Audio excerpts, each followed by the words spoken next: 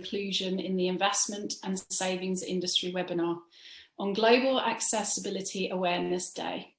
I'm Linda Russheim, founder of HT Financial Marketing and the marketing lead for the Diversity Project. The purpose of today's webinar, and indeed GAD, is to get everyone talking, thinking and learning more about digital access and inclusion. Currently, in the UK, there are 1 in 5 adults living with a disability. And in a recent workplace survey from the disability equality charity Scope, they found that 32% of disabled people and 22% of non-disabled people feel there is a lot of disability biases, while 1 in 3 people see disabled people as being less productive than non-disabled people, which is a big perception issue that needs to be addressed. Being inclusive is not just a compliance task, it is the right thing to do and is also good for business. By increasing access to people with differing abilities, we open ourselves up to new ways of thinking, higher levels of innovation and further potential customers. As an industry, we are behind and know we can do more in terms of inclusive marketing in its widest sense. So language access, communications, websites, online and offline experience, and so much more. As a quick introduction for those who don't know the Diversity Project, we are a cross-industry organisation that collaborate to accelerate progress towards an inclusive investments and savings industry. Launched in 2016, we now have over 75 members, ranging from investment managers, investment consultants, wealth managers, asset owners, and other industry bodies. We also have over 40 partners. The Diversity Project is working on 17 different dimensions of D&I, including disability. At the beginning of the year, we held a webinar on being more accessible for people with disabilities within the industry, with a panel featuring their unique experiences on how they personally navigated remote working and providing advice to organisations. We've also partnered with the Disability Forum to run training on the Disability Confidence Scheme, with the aim of helping our members sign up to it. And we'll shortly be launching a disability webpage with resources, webinars, top tips, etc. on our website. So let's get interactive. I'd like to ask you 3 multiple choice questions to help us frame the panel discussion. Could I have the questions, please, Caroline?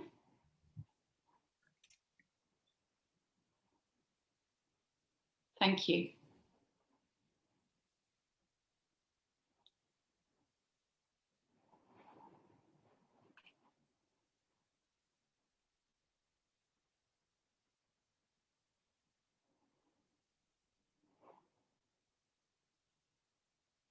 Could we see the results, please, Caroline? Thank you. So, I think we can all see there's more work to be done. And actually, the answer to the first question is really high. It's 70%. And let me see. About 60% of you think your company could do more in terms of digital access and inclusion, which is great, and we'll be helping you further on that on the call today. And in terms of companies signing up to the Disability Confidence Scheme, we can give you some information about that later on. Thank you. So, did you know that 80% of us will acquire a disability during our working life?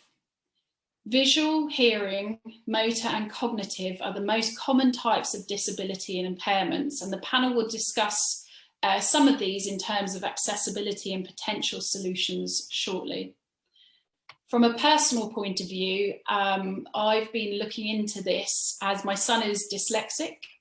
He is the 1 in 10 who is, and I've been looking at lots of different ways to help him. And here are some things that help him in terms of school, which I thought I'd share. Text needs to be really clear and plain English. The more adjectives and acronyms, the harder he finds it. So English comprehension is a nightmare in our house. He really dislikes it and finds it very, very difficult. Balanced fonts, what do I mean by that? The more kind of straight fonts, not the curly kind of fonts. It kind of all blends into one, he says. And in terms of font sizes, the larger the better. So 12 to 14 is good for him. Extra space around headings and between texts.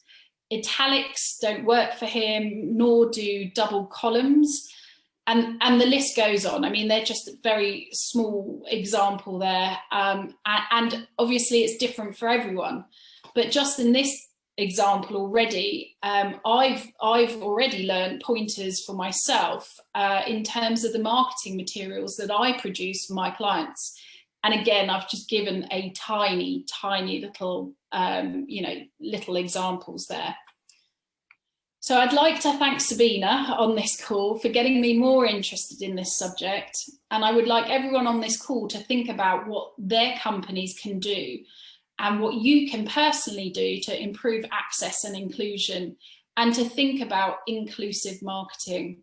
You know, do you have a neurodiversity team within your company? Do you have a disability forum at your company? The next time you launch a new marketing campaign, why not run it past them first before you launch to see if you've missed anything? And I think you'll be surprised in some of the answers that you'll get. In marketing, we like to have colours that pop, moving images. That may be a bit too much. And if we toned it down a bit more, we could ensure that our messages are more accessible to more people. In terms of the diversity project, our commitment is that we will keep talking about disability and other areas of D&I and raise awareness. And we're also going to revamp our website to include accessibility improvements, which I'm happy with and is a good step forward. And so without further ado, I will hand over to our team of experts for what I know will be an interesting discussion covering why the industry is behind, trends, tech, the ageing population, top practical tips, and much more. Over to you, Sabina. Thank you so much, Linda. My name is Sabina Jasińska. I'm the Global VP of Sales and Marketing at StoneShot, which is a digital agency and a technology provider specialized in financial communications. I'm also honored to lead from the marketing perspective the disability workstream at the Diversity Project, together with Tim Roberts, who is also with us on the panel today. And my interest in accessibility comes from introducing what's called accessibility remediation services for our clients.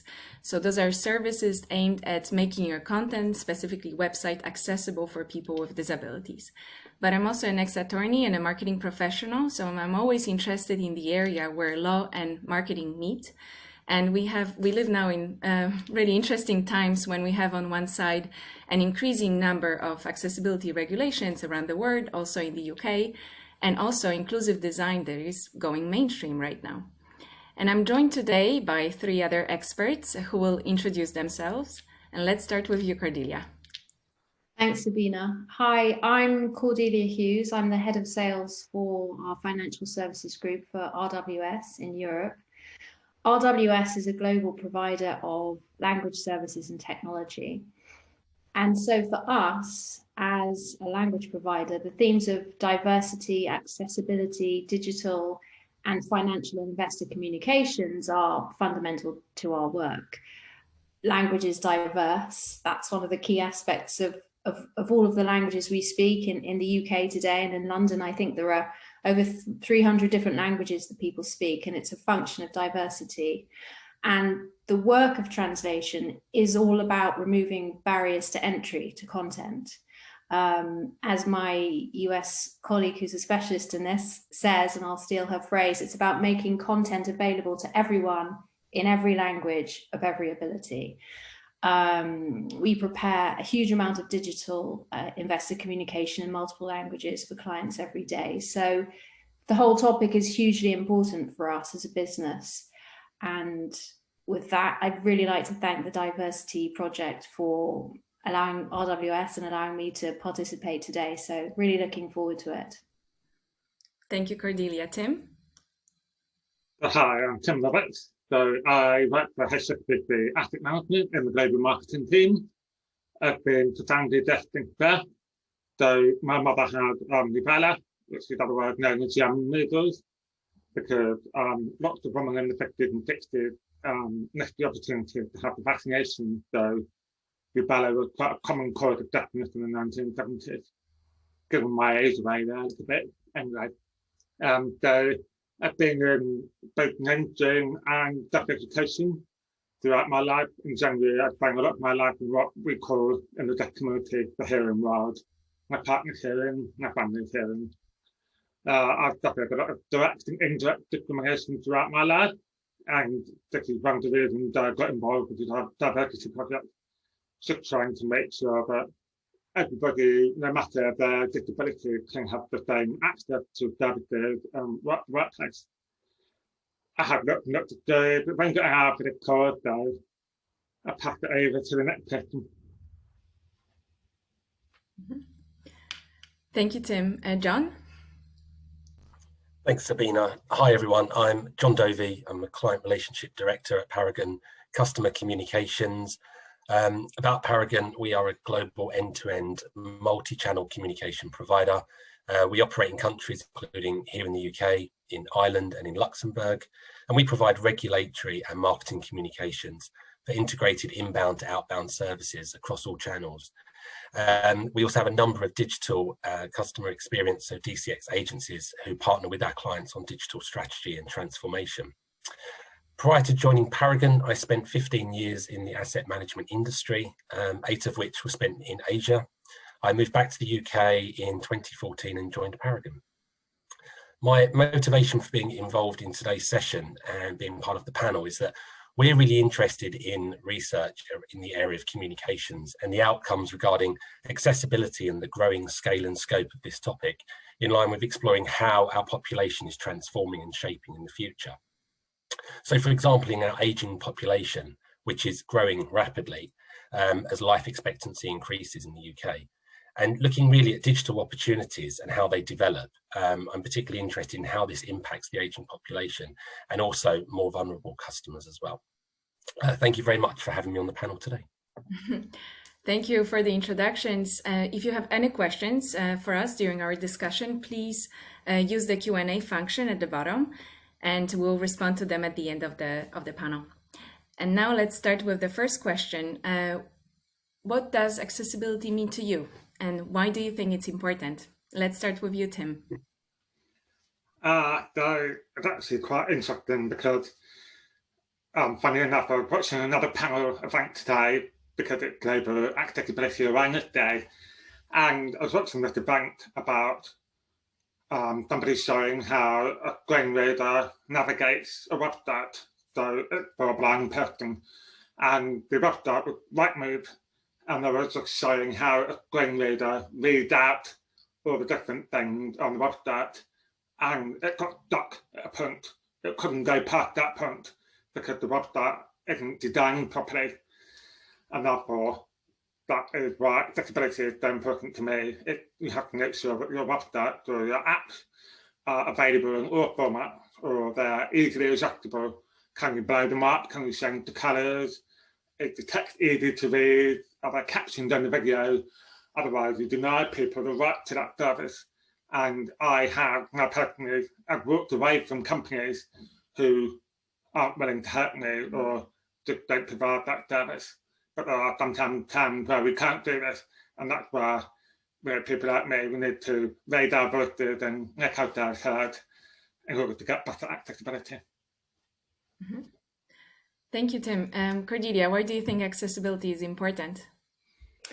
Thanks. I mean, it's an interesting question, and my immediate reaction to that question is to turn it around, to say, from a philosophical or an ethical point of view, why would it not be important? So how would it be reasonable only for certain sectors of society to be able to access content or experiences?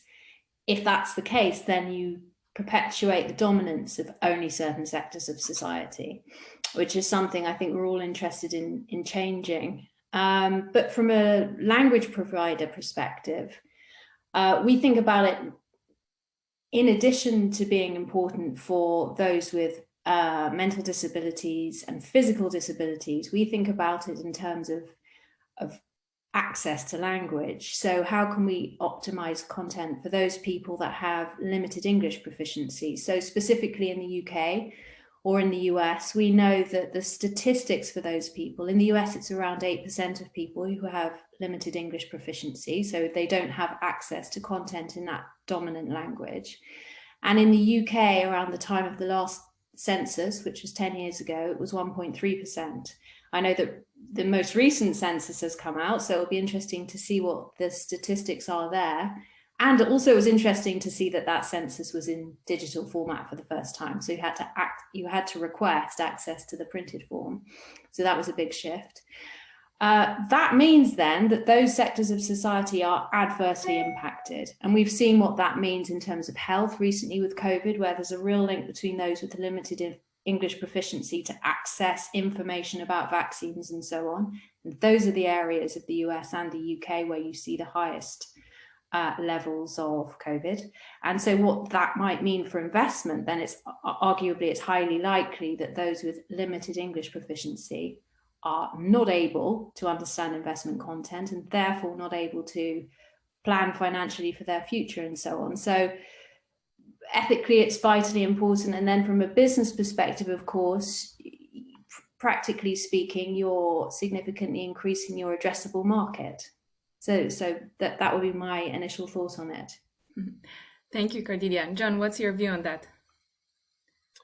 Thanks, Sabina. I think really, if we put sort of legal requirements to the side, I think really it's about end user centricity. So putting people at the heart of everything that we do, and that sort of outside in, empathetically designed approach to how businesses address this area of accessibility. So I think treating accessibility as a wider strategic objective from the boardroom down, rather than seeing it as a nice to have or something if it can fit with budget. And I think in terms of communication, it's really about creating the right interactions to all users of communication in the right way, to the right person at the right time and in the right language. And I think this is really where we've talked a little bit in our sort of preparation for this discussion about not just building it from the customer perspective, but also inside the company. So making sure that we make all forms of communication accessible internally as well as to our customers outside of our organizations. And I think this is really, as Cordelia touched on, where we need to look at the return on investment and to try and turn this around to make it more strategic, and to look at what benefits this brings to organizations and their businesses. Mm-hmm. Yes, thank you, John. So what you mentioned is really client experience. So it's accessibility from a marketing perspective is not only about meeting legal obligations or protecting civil rights, but it's also about creating better experiences for everyone. And actually, when we think about it, accessibility presents us with a creative challenge and also an opportunity to attain greatness in design. And if we try to avoid the issues that make the interaction so difficult, inefficient, physically tiring, or even practically impossible for people with disabilities, we can make a better experience for everyone. And also by addressing those exaggerated concerns of people at the margins, we can make more delightful products. And one of the great examples of that is Siri, which was initially created for the people who are blind, but now are used in so many other applications by all of us, and it's only the beginning.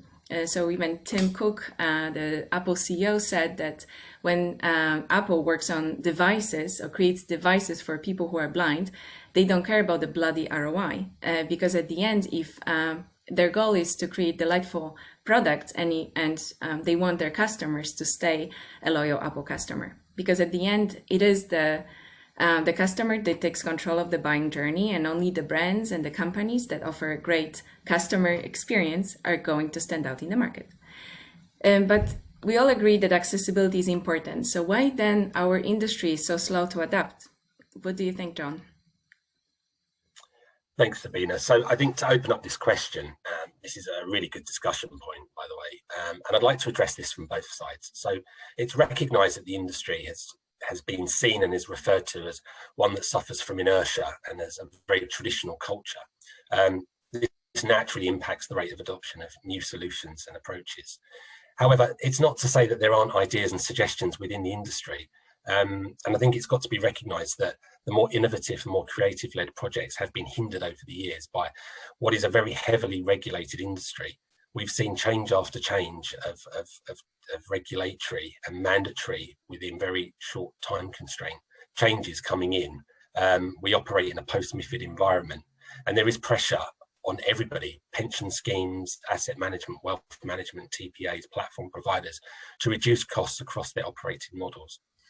We've also never seen so much competitive strategy if we think about the number of acquisitions and vertical integrations, backwards vertical integrations, the sale of many retail investment books to platforms, and some of the regulatory and the directives have even tried to increase transparency in reporting that have come into effect over the years. But it still led to a very compliant set of rules being interpreted and being actioned by the asset and wealth management industry. Again, as I mentioned, within a very short time frame or by a certain point, which again can hinder those more innovative projects.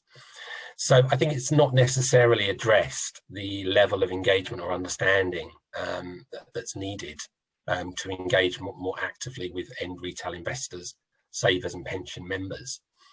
There's also the technology aspect as well. There's the issue of overcoming legacy operating systems in the industry and technologies, as well as the difficulty in upgrading to newer digital and technology capabilities because of the nature of having to be very, very compliant in the industry.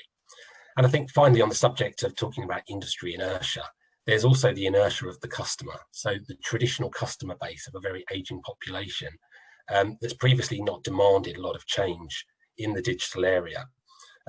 So I think, therefore, ultimately, less investment in digital customer experience initiatives have been put into the industry. And I think, really, we're also seeing a lot of growth of D2C platform investment and investors flocking to those platforms. So I think this is really probably a very good time for that change to take place. Mm-hmm. Thank you, John. Tim? I think John answered the question for everybody. It's a great answer. I think John really hit it on the head about the culture. Some people actually still call me deaf and dumb because that's what their grandparents were told when they met a deaf person. You call them deaf and dumb. And they get passed down to the families, and people come up to me and say, oh, you're deaf and dumb. So actually, we don't use that terminology anymore. Just like you don't say particular way for people of colour, for example. I don't want to say the word on here, but and they're not acceptable anymore.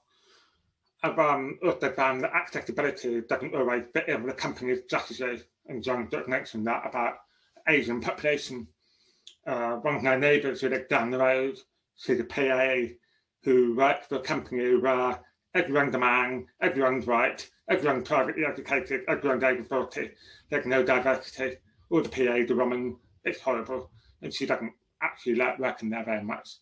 But then that's why the diversity projects was sort of formed, and lots of people on the call are part of the diversity project to help make that change. And I'm not just talking about the investment industry, but other industries as well. So there's another initiative called the Valuable 500, and Caroline Casey, who I've met many times, and she's trying to get the message spread out. I know from a personal perspective, sometimes the negative publicity can outweigh the positive effect the company thinks they're trying to do. So, hopefully companies will be quicker to adopt and change, because if they don't, they're going to fall way behind. Mm-hmm. Thank you, Tim. Yes, valuable 500. Cordelia? Thanks. Yeah, I mean, my answer would echo what the comments that John and Tim have made. So I think thinking about it from a global perspective, I mean, as a language provider, we work globally and in all different countries and regions. We see that from a client perspective, actually adoption is much higher in some regions than in others. So in the US, for example, partly driven by regulation, John touched on regulation, you have the Americans with Disabilities Act, the ADA, which is closely related to the web content accessibility guidelines that we follow for the content we work on in the US. And under that, the 508, the rights for those with disabilities to access digital content. So the work that's being done in the US and in Canada on financial regulatory information is much more active among our clients than that which is being done here in Europe, which is interesting. And arguably it might be driven by regulations, and it might be driven by America being a particularly litigious society relative to the culture that we have over here. And it might be a thing of fear, but it's nonetheless an impetus. And so I think we're starting to see that spread over here.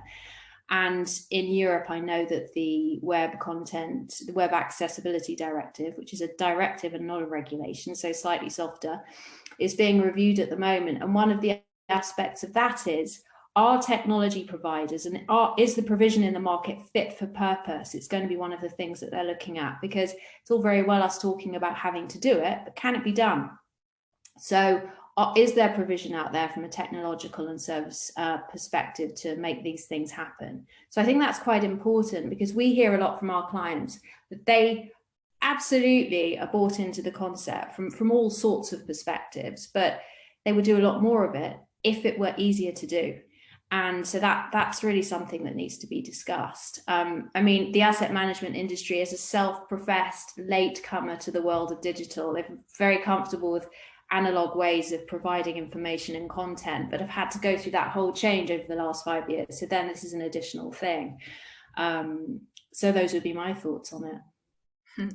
Thank you, Cordelia. And as you mentioned already in the introductions, accessibility can significantly increase addressable market size. But on the other hand, by disregarding accessibility needs of a disabled group, you really narrow your audience. And what Linda mentioned at the beginning, 1 in 5 adults living in the UK have a disability. So it means like saying no to every 5th customer entering your store, and no thanks to millions of pounds every year in revenue. And if we think about how many people with disabilities are out there in the world, it's 1.85 billion people, which represent a buying power of $13 trillion US. So the heavy penalties that Cordelia, you mentioned for failing the accessibility compliance, it's only a fraction of the cost that those companies pay for lost customers, reduced revenues, but also damaged reputation that it's hard to measure. So now I have a question about some important trends that you see, and also emerging tech, and also COVID. That taught us anything about the need to address accessibility challenges. What do you think, Cordelia? Thanks. That's very, very topical. It's absolutely been the case for us that we've seen a real spike over the last year across our client base for requests for sign language interpreting assignments, for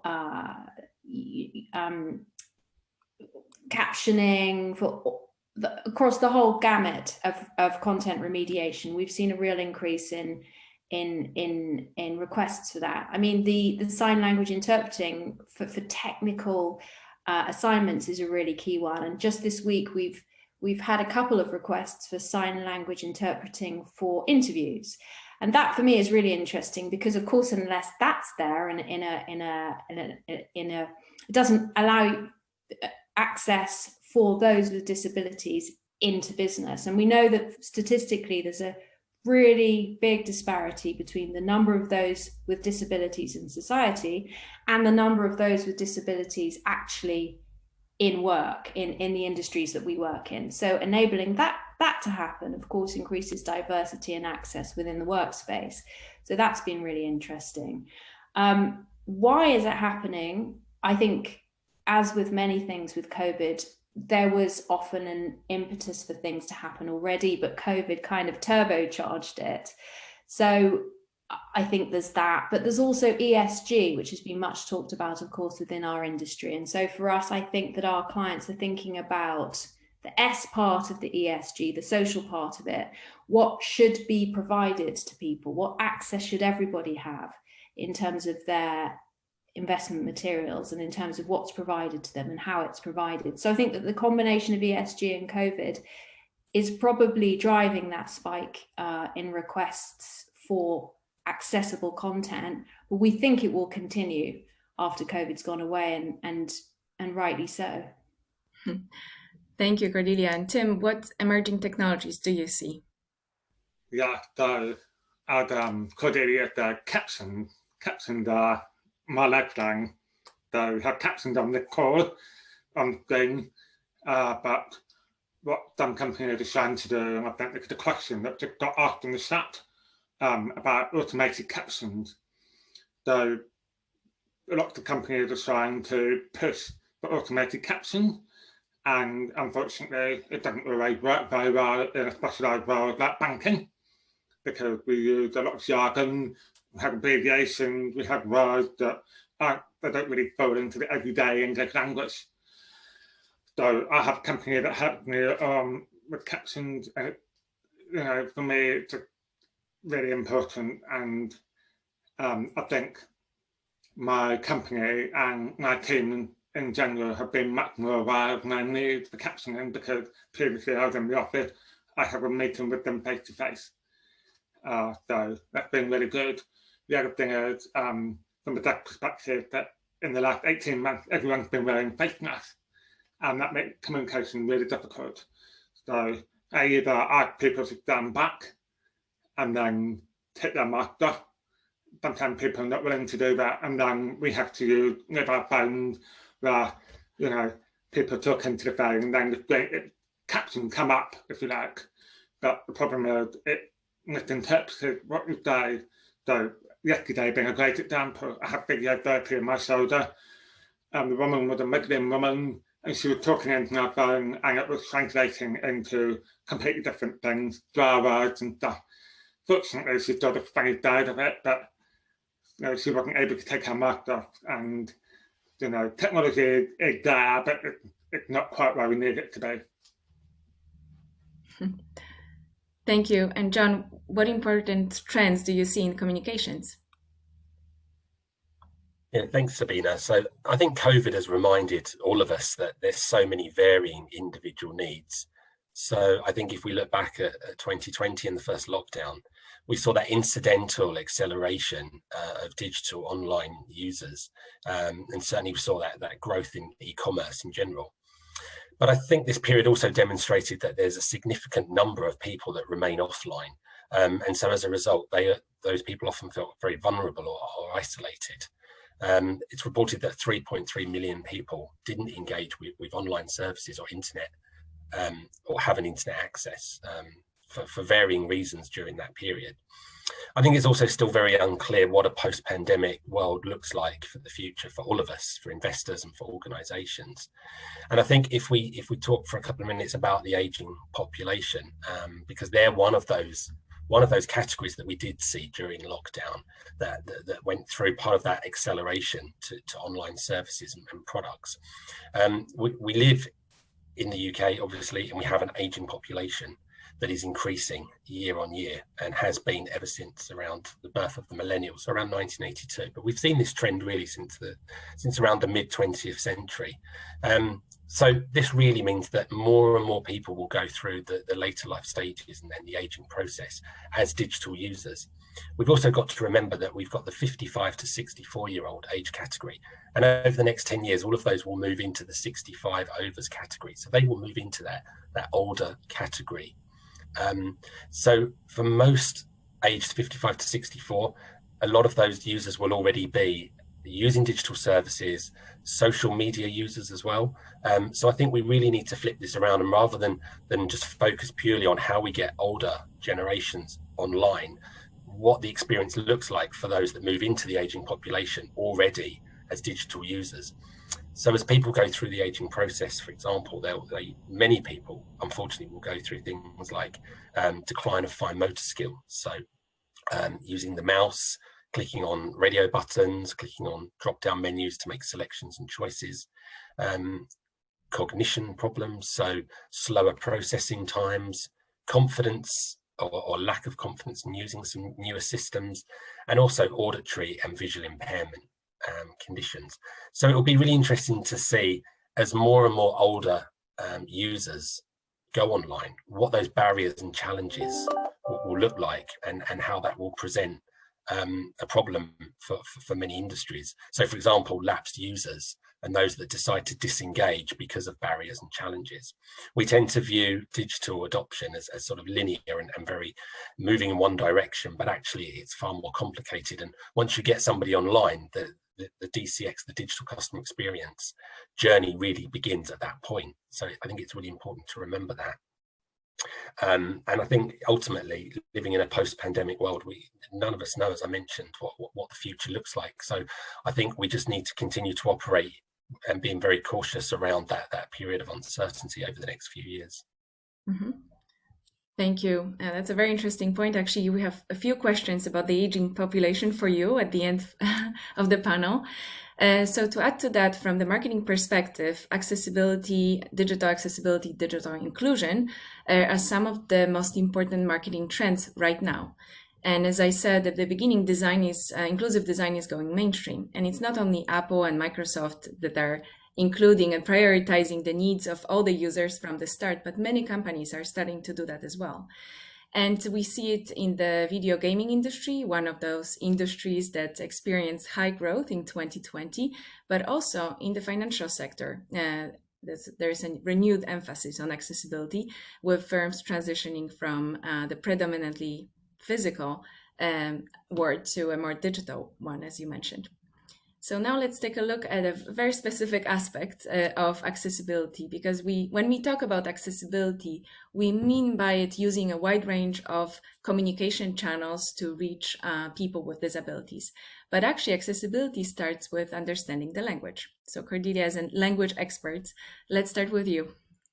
Thank you, Sabina. This is a huge topic, and we've been discussing it on our side at RWS as well. We discuss it a lot. It's almost a daily discussion. So where to start? We only have an hour, and I could probably talk at length about it. One of the aspects I could talk about is what language you actually use. So going back to Tim's point on deaf dumb, which might have been a term that people used in the past, that's no longer a term that's used now in English. Certain terms are acceptable in English, some terms are acceptable in different countries, others aren't. So that's a whole topic of conversation in and of itself. But just to narrow it down for the purposes of today's title, which is digital access and inclusion in the UK investment and savings industry. So thinking specifically about that. And as I mentioned at the start, translation being fundamentally about accessibility. We don't think of language as an impairment. We think of language as being a function of diversity, and diversity is something to be celebrated. But we do think about translation as enabling people to break down barriers where it relates to content. So being very specific and thinking about investment materials, let's think about a key investment information document, for example, relevant to today's topic. How's that put together? An investment objective in that document, is it understandable for people with limited English proficiency? Is it complex? Is it understandable for the person on the street? That's really a starting point. Is it in plain English? And then can it be rendered or remediated for accessibility? And then can it be translated into people's language? Not just perhaps in a cross-border sense, but here in the UK, can it be presented to those with limited English proficiency in a minority language? So I think that just touches on a few areas of consideration. And if we truly want to provide investment content to everybody, all of those things need to be thought about. I mean, the aim of investment content is very often that it's comparable, so that you can compare one against the other. If one is very complex, how on earth are you supposed to make that comparison? So there are a huge number of aspects to this, but they all actually come back in some way to language, or indeed have a language element to them. So that would be my sort of starting point on it. Thank you, Cordelia. So Tim, what's your view on this topic? So I'm going to shake a bit here because I was actually asked a question 2 days ago. So I worked for HSBC, and somebody was talking to me about how communication and how HSBC has really helped with their technology and services. And I thought I was going to answer the question in 2 different angles. So if I go to a branch and I talk to somebody about a mortgage, I can do that quite easily as long as the mortgage advisor is in front of me and I connect with them and then they talk to me. And if there are any words or terminology that I don't understand, as Cordelia mentioned, keeping it plain English, then for me to read the document, because sometimes them talking is quite hard and reading it's much easier. But then if I flip to the other side of my community, if you like, the deaf community, and if somebody has a language, a British Sign Language, as the #1 primary language, then they need a bit more help. And previously, people were told to go away and find an interpreter and bring them back to the branch, or bring a family member to the branch as well. Now, they don't have to do that anymore. They can go to a branch and the branch person can sit them down with the mortgage advisor and they can communicate to the mortgage advisor through a WhatsApp call video. So that had really helped get people to access and communicate with the mortgage advisor themselves independently without the father being there or somebody who's got nothing to do with them. Then I think that's really important, that we make sure those things are available for everybody. Thank you. John? Yeah, thanks, Sabina. I think really the industry has been very aligned with meeting language that really sort of adheres to legislation disclosure. And I think that there's not really been enough differentiation between end retail investor communication language versus institutional. They're very different types of clients, and they in their own right, they really require more bespoke language. I think targeted language is also needed more and more because as we have an intergenerational spread of next users versus the other end of the approach, the aging population, minority groups, specialist groups, we know that women are less represented in investment. And I think language is really key here to addressing some of those areas. The FCA have released a paper at the beginning of the year, back in February, around treating vulnerable customers fairly. And in that finalized paper, they talk a lot about the use of plain language and trying to demystify almost and trying not to overcomplicate and trying to break down some of the complexities around how investment works and how some of the terminology, I think, as well in the investment products. So I think these are really key areas that need to be looked at. Mm-hmm. Thank you. So we all mentioned the plain language requirements and also the key investor information documents that need to be written in a language for all of us to understand what we invest in. But when talking about some regulations, there is a new legal act in the UK, the Public Sector Bodies Accessibility Regulations, which require that the website text is simple and possible and easy to understand, accessible, informative, and in general that the government communication is clear for the public and they can understand it and use. And here, actually, I would like to move to the next part of the panel, which would be sharing some practical tips of what we can do, what our companies can do in order to make our communications accessible. And I would like to start here with some practical tips for the websites, because we all know that making your website accessible is really a challenge, because it represents hours of work and lots of effort to adapt all the formats and all the channels that you communicate in all the language versions. So that's why app developers and website developers should include universal design principles from the start of the project, instead of doing fixes at the end. And that also applies to emails, bots, chats, video, even the events that you organize, PDFs. So all those communication channels need to have accessibility rules integrated from the start of the project. And if we talk about the website, some of the main tips are, first of all, colors and contrast. So do you have sufficient contrast between the text and the background? And that applies to your website, ads, even your logo. Font, you also need to offer large print, or the content needs to enlarge well on the website. Videos need to have captions, and audio needs to have a transcript. And here you can see the captions thanks to Tim Roberts' help, but also this webinar is going to be subtitled, and we are going to share it with you next week. Menus, so all menus need to be, and controls need to be operated from the keyboard for people who cannot use a mouse. Headings need to clearly communicate the document structures. The titles need to be clear and inform well about the topic and the purpose. The order needs to be logical. We also need to avoid flashes, because flashes and content that flickers can trigger seizures where people with epilepsy.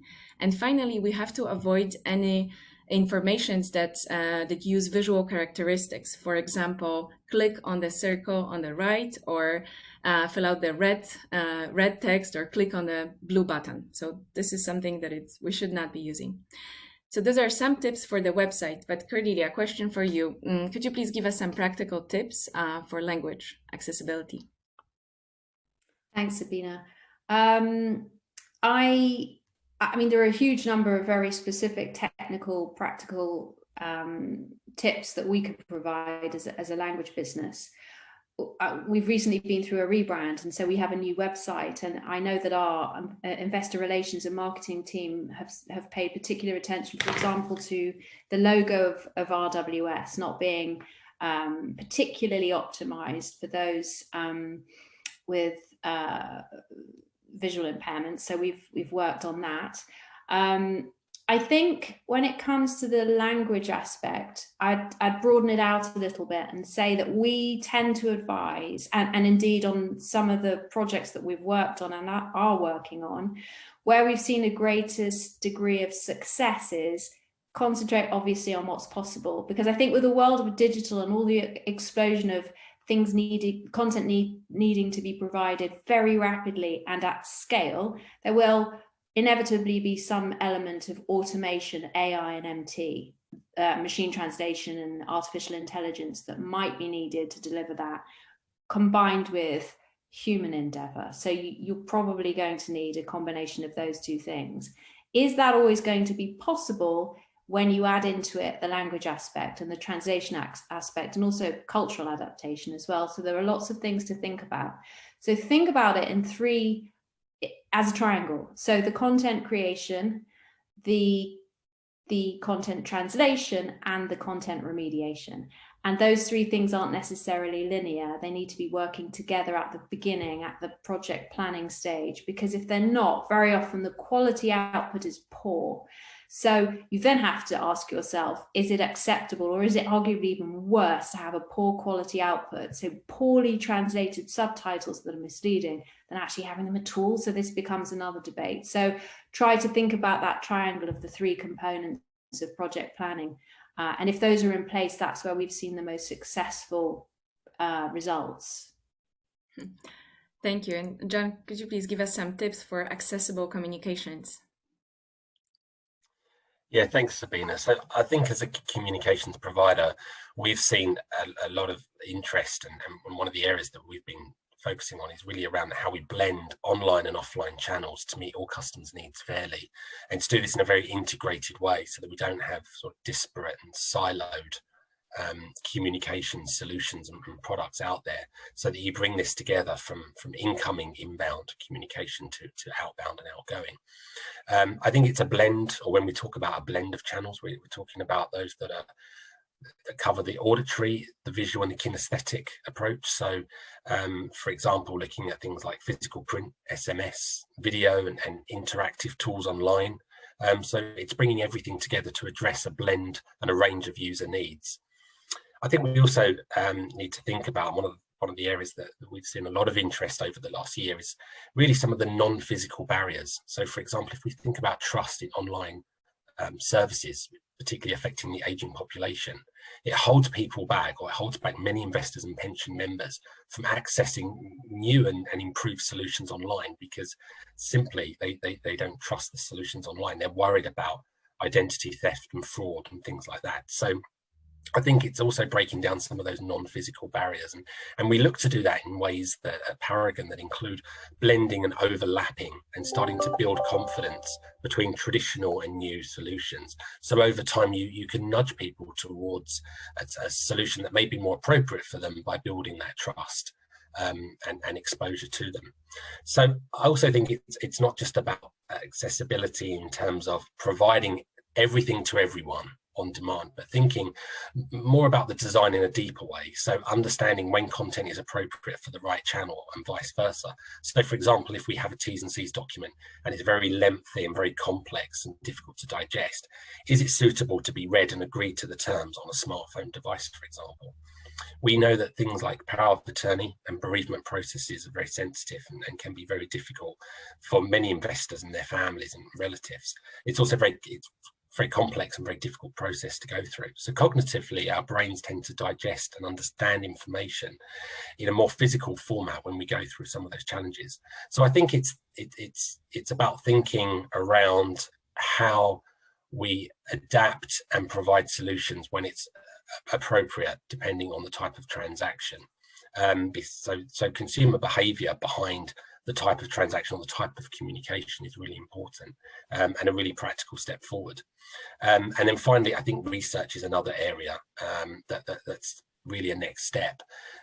Digital research really collects data more readily from those that are more actively engaging. So more excluded groups, or those less represented on the digital side, naturally the data collection around or about those particular individuals or subsets of people will naturally be quite small samples. So I think more work needs to be done to try and understand and collect more diversity data in the industry, so that we can understand and learn more about the experiences, the challenges and the barriers, for example, of aging populations and their interactions with online and digital services. Mm-hmm. Thank you, John. Tim, could you please give us some tips for accessible communications, how companies can make their communications accessible? So yes, I think somebody asked a question around that, so I'll try and answer that at the same time. So, my advice would be to just reach out to companies, charities, organisations. So obviously the Diversity Project is one of them. Scape, if you're trying to make your website more accessible to blind people, then contact the RNIB. The Diversity Project actually has a large number of work streams, and I don't think there is an area that we don't cover. If there was, then sure somebody could help you. For me, I've talked about this several times now on the call, but the biggest bugbear for me is captions. And I often do on LinkedIn lots of videos which aren't captions. In fact, there was a video, we had a guy come in and do a talk for us not so long ago, and he put a video on, no captions. And I was like, hey, you're a disability organisation, you haven't put captions on. So I didn't make myself very popular, I don't think. But at the other end of the spectrum, I think about people who, again, English isn't their first language. So they find captions very useful. I work for a global bank. Sometimes when I'm on a global call with people from Hong Kong, Singapore, and then the person talking is from Birmingham, for example, no disrespect to people from Birmingham, and they have this accent, and then the people in Hong Kong are going, what was that word? I didn't get that, I don't know what we're talking about. But if they look at the caption, they can understand it. So, and even Stephen Fry mentioned it recently on LinkedIn. He said that research has proven that if you put captions on TV and you've got children yourself, put the captions on the children's TV program and their reading skills will improve dramatically. So, you know, there's a lot to think about there, but, you know, reach out to organisations and people will only be too happy to help, because at the end of the day, that organisation or charity is there to help you make your company or your website more accessible, and then that helps them and their users as well. Thank you, Tim. We see quite a lot of questions here in the Q&A. I'm not sure if we have time for all of them, but there's one actually about the company culture. Alejandra from RWS is asking, there are several aspects to take into account when wanting to become more accessible as company, which involves the participation of different departments. What would you say is key to make sure that this is embraced as a part of the DNA of organizations rather than just one of the actions? So Tim, what do you think? Oh God, I'm just going to take all that in. So for me, the best thing to do in making sure that everything is part of a company DNA is to get an executive sponsor. So somebody really senior in the organisation to help you. It's easier than you think it is. So again, I'm just going to talk about HSBC because one of the things I was trying to do was to establish a certain hard of hearing network at HSBC, and we had a new chief financial officer come in, and somebody said to me, "Oh, did you know he's deaf and deaf? He's got hearing aids." And I reached out to him, and now he's head of the Ability Network. He's our executive sponsor, and he helped push things through and make sure that communications are much more accessible. So reach out to somebody, reach out to HR, and if you're struggling or you don't know what to do, reach out to the Diversity Project because they'll help you in finding out what to do. There's also another company called Purple Space, which is really good for employee networks as well. Thank you. Maybe last question that I will direct it to John. Quite a few questions about the aging population. So this is Julie asking, my company sees a lot of age-related conditions when customers call us. We would benefit from giving some customers more information on the tools that could support them. How can I find out more about those? Yeah, thanks, Sabina. I mean, just firstly, if there's several questions about aging populations, we're happy to answer those outside of the webinar if there's not time today. But I think to address that point, that's really about looking at the digital customer experience of a particular age category. And I think the way to do that is probably to send some information to that particular person. I mean, obviously, the approach is really to be aligned with your strategy and really your end goal. But I think the digital customer experience is really the model that you need to look at. So it's looking at firstly what the interactions are, so collecting more information about some of the barriers and some of the challenges, and then looking at what those are more widely, and then looking at how you can address them from a consultancy perspective. So I think I touched on it earlier, things like small radio buttons, drop-down menus, choices, thinking about slower processing times as well, and thinking about how people can lose confidence, particularly if they adopt newer online and digital solutions in that older age category. So we need to really think about the end customer journey and the experiences and interactions that they're having with your website and your online services, and then building out that sort of very empathetically designed approach to working through them. I think ultimately it's something that has to be worked on the whole time. It's not something that's a one-off project to get it into the perfect model. I don't think the perfect model exists, and I think it's something that will require revisiting along the way. But certainly DCX is probably the place to begin. Thank you, everyone. I hope you found this webinar as fascinating as I have. We've only had a limited time to discuss high-level aspects of it, but I'm really happy to hear that there has been, that you've seen a spike in content remediation services, whether that's due to COVID, the ESG and the S coming to the fore, or even both, but let's hope that accessibility continues to improve. I'd like to thank our panelists for this informative discussion, and I think, cognizant of time, I'd like to leave you with a parting thought in terms of, don't we all have accessibility needs, and are they hiding in plain sight? Here's to achieving superior customer experience by using inclusive marketing and design practices. If anyone has any further questions, please do get in touch, info@diversityproject.com, and we will try and answer your questions. Thank you very much. Thank you. Thank you. Bye. Bye.